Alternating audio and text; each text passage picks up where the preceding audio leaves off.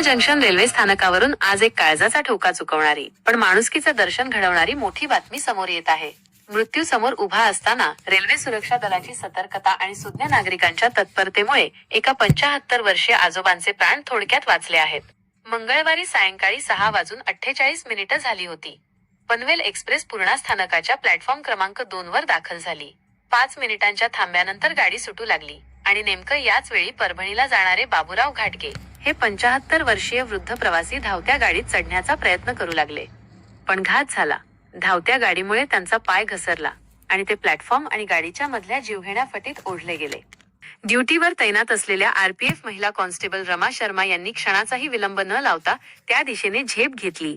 प्रवासी रमेश पंडित आणि इतर नागरिकांच्या मदतीने त्यांनी मृत्यूच्या दाढेतून त्या वृद्ध प्रवाशाला सुरक्षितपणे बाहेर ओढले.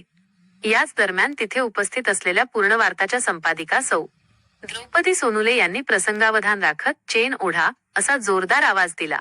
त्यांच्या आवाजामुळे प्रवाशांनी साखळी ओढली आणि गाडी थांबली. पण या धाडसाचं कौतुक होत असतानाच रेल्वे प्रशासनाचा बेजबाबदारपणा पुन्हा चव्हाट्यावर आला आहे.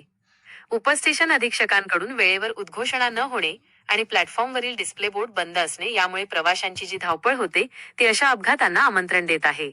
आता या हलगर्जीपणाची चौकशी व्हावी अशी मागणी प्रवाशांनी लावून धरली आहे. रमा शर्मा यांचं धाडस आणि सौ. द्रौपदी सोनुले यांची तत्परता यामुळे आज एका कुटुंबाचा आधार वाचला आहे. त्यांच्या या कार्याचं सर्वत्र कौतुक होत आहे. पण अशा घटना टाळण्यासाठी रेल्वे प्रशासन जागे होणार का? हाच मोठा प्रश्न आहे.